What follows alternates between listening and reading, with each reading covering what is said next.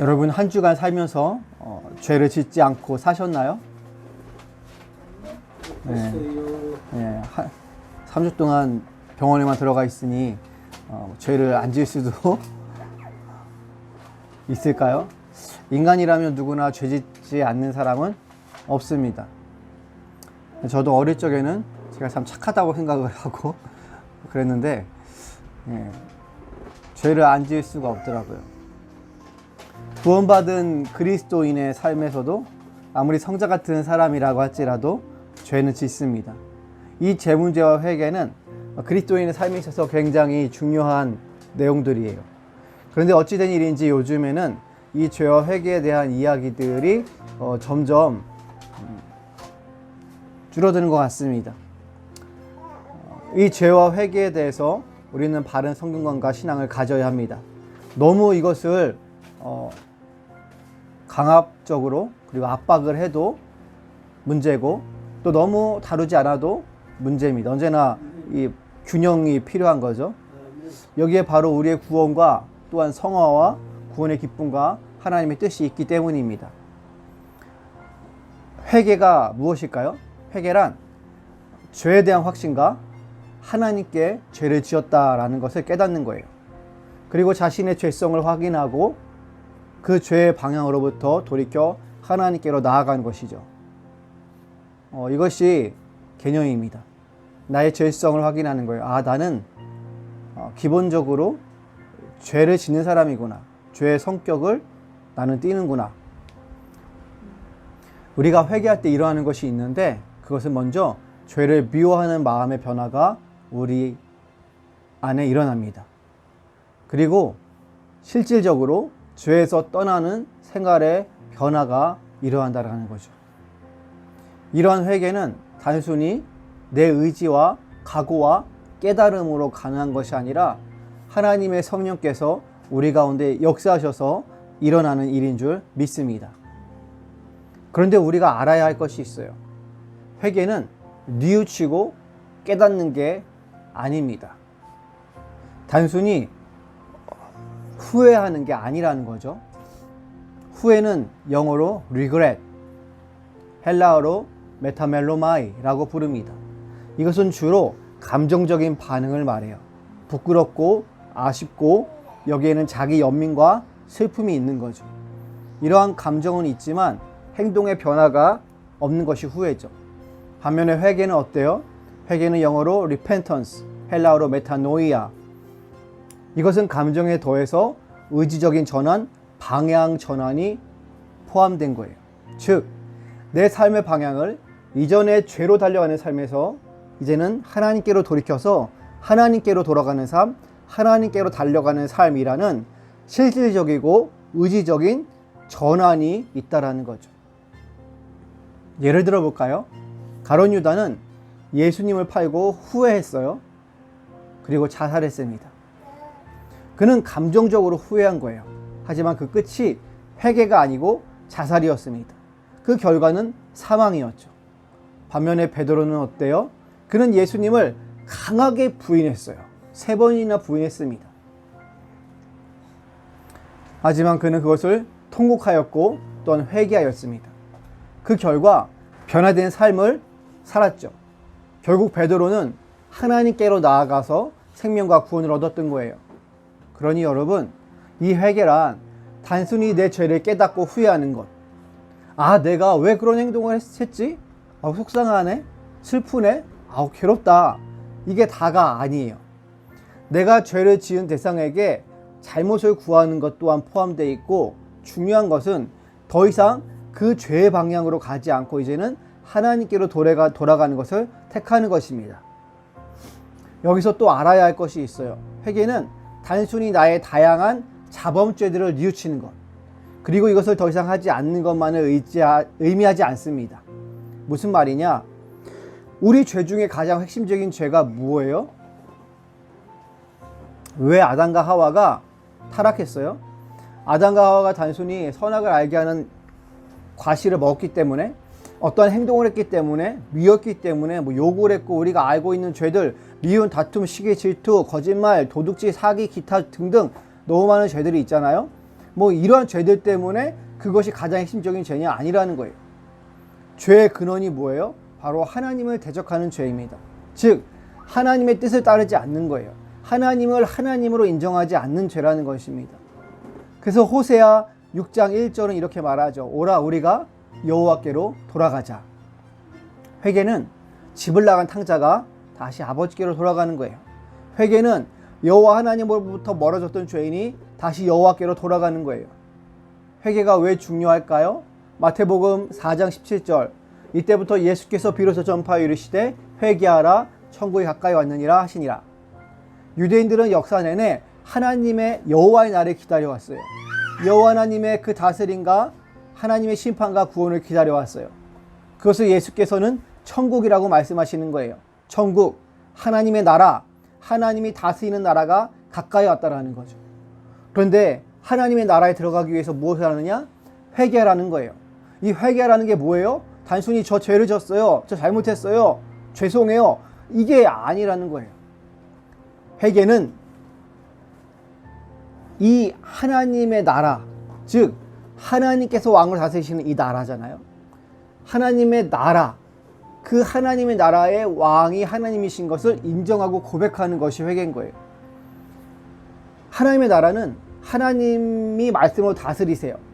그 하나님의 다스리심을 따르는 그 왕권을 인정하는 백성들이 들어가는 것이 하나님의 나라예요. 그러니 우리가 죄를 범하지 않는 것, 죄에 대해서 회개하는 것은 무엇이에요? 하나님의 왕되심을 고백하고 왕되신 말씀에 순종하지 않은 것에 대한 회개인 거죠. 여러분들 봐봐요. 하나님의 나라에 들어가려고 저와 여러분들이 줄을 서서 기다려요. 그 앞에 문지기들이 한 명 한 명 이 출입 허가증을 살펴보고 질문하는 거예요. 당신이 이 하나님의 왕국에 들어오기 위해서는 이 왕국의 왕 대신 하나님의 말씀에 순종하고 따라야 하는데 당신 그럴 수 있습니까? 라는 걸 물어보는 거예요. 그것이 가장 기본적인 것이라는 거죠. 그런데 봐요. 우리가 하나님을 알기 전에는 하나님의 말씀을 따라 순종한 것이 아니라 세상과 죄와 사단마귀의 그 유혹과 거짓에 순종하고 따르는 삶, 내 본능과 내 생각에 충실한 삶을 살아왔다라는 거예요. 내 자아, 내 중심, 내가 원하는 대로 살아왔다라는 거죠. 그러니 우리 인생의 주인이 왕이 하나님이 아니셨던 거예요. 그런데 이제 하나님의 나라에 들어가기 위해서는 나 중심, 세상 중심의 그 명령과 뜻을 따르는 삶을 청산하고 그 하나님 앞에 회개하고 왕 대신 하나님의 말씀을 따라야 되는 거죠. 하나님을 왕으로 인정하는 거예요. 모셔드리는 거예요. 그것이 바로 회개라는 것입니다. 회개는 무엇보다 하나님을 따르지 않고 하나님께 반역했던 우리가 뉘우치고 돌이켜 하나님을 따르는 것을 말합니다. 또한 여기에는 이제 나의 삶의 주인이자 왕은 하나님이십니다라는 고백이 필요한 거예요. 여러분, 그러니 내가 구원받았어요? 예수님 믿어요? 그리고 내 삶 가운데 짓는 다양한 자범죄, 미움, 다툼, 시기, 질투의 감정들, 도둑질하고 화내고 이런 것들을 죄를 회개해요? 교회 와서? 근데 내 삶의 주인과 왕이 하나님이 아니에요. 그럼 이것이 진정한 회개냐는 거죠. 자범죄들 그냥 가볍다고 말할 수 없지만은 어떤 중한 죄들을 회개하는 것이 필요하지만 가장 중요한 것, 하나님을 하나님으로 인정하지 않고 모시지 않고 그 삶을 따르지 않는 것은 어떻게 보면 가장 중차대한 죄는 내가 인식하지 않고 그것을 회개하지 않는다라는 거죠. 이것은 오늘날 성도와 교회와 목사들에게도 다 해당되는 말이에요. 아무리 예배하고 경배해도 정말 내가 하나님 말씀대로 따르는 삶을 사느냐 그리고 산다고 강조를 하면서도 또 내 욕심대로 잘못하느냐 생각해 봐야 됩니다. 근데 여러분 또 한번 봐요.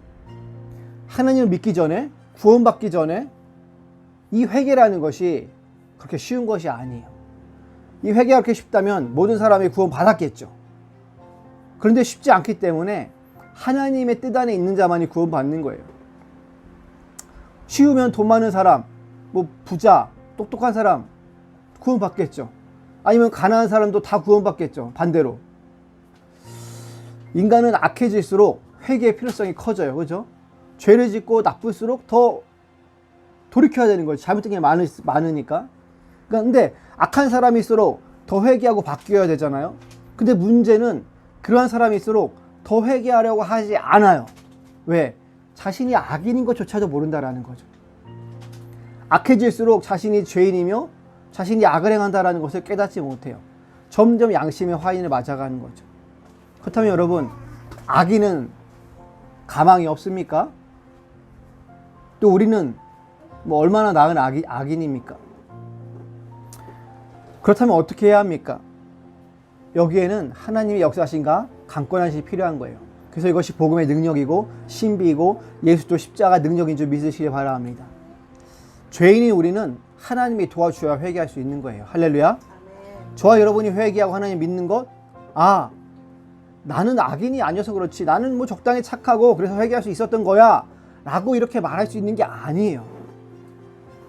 이 악의 정도가 어느 정도이든지 간에 우리 모두는 하나님의 성령의 강권하심과 역사하심, 하나님의 은혜와 그 사랑이 있기 때문에, 예수 십자가 대속에 은혜가 있기 때문에 회개할 수 있는 것입니다. 또한 이것은 강제에 의한 것이 아니에요. 내가 스스로 움직이고 고백할 수 있게 성령께서 우리를 이끌어 가세요. 우리 안에 검연하세요. 내 입을 억지로 잡아 열어서 회개하게 하시는 것이 아니라 부드럽게 내 입이 말할 수 있게, 내 마음이 동하게 성령께서는 죄인인 저와 여러분의 마음을 터치하십니다. 우리 모두가 그렇게 하나님의 나라에 들어오고 구원받고 하나님의 자녀가 되었던 것이죠. 그래서 오늘 본문의 베드로는 수많은 사람들 앞에서 복음을 선포해요. 뭐라고 말합니까? 너희가 회개하고 돌이켜 너희 죄 없이 함을 받으라. 아멘. 무엇을 회개하고 돌이키는 건가요? 하나님의 말씀과 뜻을 쫓지 않고 자기중심, 편견, 자기들 성질대로 예수님의 십자가에 못 박혀 죽인 그 죄에 대해서 회개하라는 거예요. 그 모든 것이 바로 하나님을 대적하는 것이기 때문이죠. 그러면서 참 감사하게도 베드로는 뭐라고 말해요? 같은 이스라엘 동족들에게 형제들아, 너희가 알지 못하여서 그리하였으며, 몰라서 예수님을 죽였다라는 거죠. 그리고 뭐라고 얘기해요? 하나님이 모든 선지자의 입을 통하여 자기의 그리스도께서 고난 받으실 일을 미리 알게 하신 것을 이와 같이 이루셨느니라. 이미 하나님께서는 구약의 선지자들을 통해서 그리스도께서 고난 받으실 것을 말씀하셨던 거예요. 유대인들은 미처 알지 못하고 예수님을 죽인 거죠. 자, 저와 여러분도 그럴 수 있다라는 거예요. 나는 이미 그리스도인이기 때문에 내가 교회에서 많은 역할을 하고 또 많은 봉사를 하고 있고, 내가 목회자여서 교회 신앙 경력이 20년, 30년, 40년, 70년, 80년이어서 나는 신앙생활 알만큼 알아, 잘하고 있어 라고 착각할 수 있다라는 거죠. 여러분, 알만큼 아는데 하나님을 향하여 죄를 짓는 것은 더 큰 일이고, 그나마 우리가 알지 못하여서 그렇다면 그것도 참 안타까운 일입니다. 중요한 것은 우리가 알지 못하여서 그러한 일이 생기지 않도록 해야 된다는 거죠. 무엇을 말해요? 정말 말씀이 무엇인지, 신앙이 무엇인지 잘 배워야 된다는 거예요. 유대인들이 아무리 많은 일을 하고 아무리 율법에 열심히 있고 아무리 목숨을 걸어도 예수님을 몰라보고 죽인 것은, 그것은 죄가 아닐 수가 없는 것입니다. 자만하고 교만하면 안 된다라는 거예요. 유대인들이 얼마나 성경을 달달 외웁니까? 모세오경을 다 외워요. 여러분, 성경 한 장 외울 수 있습니까? 유대인들은 모세오경을 다 외운다라는 거예요. 그럼에도 불구하고 예수를 메시아로 알아보지 못하고 오히려 죽이고 핍박했다라는 거죠. 이것이 저와 여러분 오늘날의 교회에도 똑같이 일어날 수 있는 일이고 일어나고 있는 일들입니다. 이것이 무엇을 말합니까? 먼저 이제까지 내 중심적 죄악된 삶을 살았던 그 방향을 돌이켜 이제 예수님을 하나님의 아들로, 하나님을 나의 왕으로 인정하며 살아가는 삶을 살겠다라는 그 뉘우침과 하나님께로 돌이킴이라는 진정한 회개가 그 유대인들에게나 저와 여러분들에게나 필요하다라는 거죠. 두 번째로 또한 예수를 믿고 신앙생활을 오래 했다고 하는 우리 역시도 과연 우리가 제대로 아느냐 점검해 봐야 된다는 거죠. 유대인들처럼 나는 다 알아 라고 큰 소리 쳤지만 알지 못하고 예수님을 죽이는 그러한 잘못된 신앙과 행위가 우리 안에 있을 수 있다라는 거예요. 누구나 있을 수 있다라는 거예요. 신학 박사라고 해도 그 누구라고 해도 완벽할 수가 없습니다. 뭐 나는 예수를 죽이지 않았으니까 괜찮아 라고 말할 수 없는 거예요. 여러분, 오늘 베드로가 너희가 회개하고 돌이켜 죄사함을 받으라 라고 말했잖아요. 아직 불신자들에게 베드로가 선포한 회개의 말씀이죠. 유대인들에게 마치 예수께서 회개하고 회개하라 천국이 가까이 왔느니라 말씀하신 것과 같아요. 회개하고 예수를 그리스도로 하나님을 너희의 왕으로 인정하라는 거죠. 영접하라는 거예요. 여러분의 삶의 방향을 돌이켜 하나님께로 돌아가시길 바랍니다. 하나님을 여러분 인생 가운데 모셔드리길 바라요. 여러분의 삶이 변화됩니다. 삶의 참된 의미와 기쁨과 가치를 얻게 됩니다. 더불어 이미 신자이신 여러분에게도 한 가지 더 권면드립니다. 그것은 바로 우리 그리스도인들은 오늘 본문 19절 말씀에서 끝나면 안 된다라는 거예요. 처음 예수 믿고 회개했던 거기서 끝나면 안 된다라는 거예요. 회개는 믿고 난 이후에도 계속해서 우리 삶 가운데 일어나야 한다라는 거죠. 무슨 말이냐? 회개하고 예수님을 주로 하나님을 나의 왕으로 영접함으로 구원받고 난 이후에도 우리 삶 가운데 지속적으로 회개가 필요하다는 거예요. 돌이킴이 필요하다는 거예요. 말씀드린 것처럼 우리는 하나님을 잘 믿는다라고 착각하지만 알지 못하고 죄를 짓고 하나님께 반역하고 또 잘못을 범할 때가 많아요. 내가 아는 것이 다인 줄 알고 그것을 가지고 분노하고 화내고 다툴 때가 있다는 거죠. 하나님께로부터 어느새 나도 모르게 멀어져 올 때가 있다라는 거예요. 내가 하나님 가까이 있지 라고 생각을 했는데 눈을 떠보니 너무 멀리 떨어져 온 거죠. 너무 반대편으로 가고 있는 거예요. 혹시 저와 여러분이 그렇지 않습니까? 그렇다면 계속해서 우리 삶 가운데 이 회개와 하나님께로 돌이켜가는 것이 필요하다라는 거죠. 그래서 죄 없이 함을 계속 받아야 된다라는 거예요. 어떻게 보면은 안정적으로 매주일마다 교회에 가서 예배드리고 봉사하고 헌신하고 찬양하고 헌금 내고 이것이 안정적인데 더 위험할 수도 있는 거예요. 왜? 그나마 구원받고 은혜를 받을 수 있는 정말 좋은 방법이지만 거기서 내가 모든 것을 아는 것처럼 나는 안전한 것처럼 착각하고 너무 안심할 수 있다는 거죠. 깨어있음이 필요하다는 것입니다. 그렇다면 계속해서 우리 삶 가운데 회개와 하나님께 돌아가는 것이 필요하다는 건데 예수님께서는 여러분 우리의 과거와 현재와 미래의 모든 죄를 다 용서해 주셨으면 믿으시길 바랍니다. 그런데 그것을 우리는 삶 가운데 우리의 입술로 죄를 고백하고 삶으로 돌이킴의 현실적인 순종이 또한 필요하다라는 거죠. 예수님이 우리 삶 가운데 이루신 것을 우리가 믿음의 고백으로 삶으로 그것을 받아 누리고 행하는 것이 또한 필요하다라는 것입니다. 그것이 또한 행함이 있는 믿음인 거죠. 그럴 때 무슨 일이 일어납니까? 새롭게 됨을 믿으시길 바랍니다. 우리 안에 새롭게 되는 날이 일어납니다. 할렐루야. 말씀을 맺겠습니다. 우리는 하나님 앞에서 단순한 후회가 아닌 참된 회개가 있어야 합니다. 내 죄를 하나님을 향한 반역, 하나님을 향한 교만, 나 중심적인 죄를 뉘우치고 가슴을 치고 실질적으로 내 행위와 삶의 방향을 바꿔서 하나님께로 돌이킴이 필요한 거예요. 베드로처럼 다윗처럼 통해 자복함이 필요합니다. 그것을 따라가는 삶, 순종하는 삶, 이것이 순종하는 회개와 돌이킴입니다. 그럴 때 진정 하나님으로 인한 참된 구원과 변화와 축복이 주어짐을 믿으시기를 바랍니다. 두 번째, 여러분 구원받은 성도도 절대로 잘못을 저지르지 않는 사람이 아니에요. 성도도 잘못해요. 그리고 알지 못해서 그런 경우도 있고 알면서도 실수할 경우도 있고 죄 지을 경우도 있고 그런 일들이 계속해서 반복됩니다. 그래서 우리는 자만하면 안 돼요. 교만하면 안 돼요. 다 이룬 것처럼 착각하면 안 돼요. 그저 넘어질 때마다 회개하고 다시 일어나 몇 번이고 새롭게 시작할 수 있음을 믿어야 됩니다. 나는 이거밖에 안 되는 사람인가? 아우 지겨워. 포기하면 안 되는 거예요. 이렇게 염치도 없는데 그냥 그만두자 이러면 안 돼요. 이것이 죄에 속아 넘어가는 거예요. 이것이 자기 교만이고 사단에 넘어가는 거예요. 사랑하는 여러분, 아직 예수님을 모르는 분들, 죽을 수밖에 없는 죄인도 예수님을 알고 회개하고 돌이켜 구원받을 수가 있습니다. 영원한 기쁨과 축복을 영생을 누릴 수 있는 거예요. 그리고 예수님을 믿어서 구원받은 사람도 잘못을 저지르고 실수하고 죄책 가운데 괴로워하지만 다시 회개하고 몇 번이나 일어나 새로운 삶을 시작할 수 있습니다. 왜 그래요? 왜 아직 불신자나 이미 구원받은 성도나 새롭게 시작할 수 있습니까? 왜 소망과 기쁨과 그 하나님의 무한한 축복이 우리에게 주어질 수 있어요?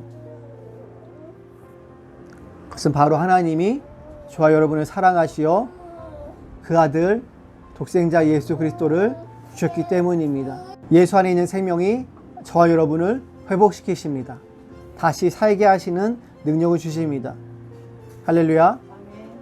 하나님의 사랑과 예수 십자가 죽으심과 부활의 능력을 날마다 신뢰하십시오. 한 주간의 삶 가운데서도 회개하고 돌이켜 새롭게 함을 끊임없이 받는 그 놀라운 축복이 우리 얼크처치 성도님들 모두에게 있으시기를 주님의 이름으로 간절히 축복하며 기도드립니다. 아멘.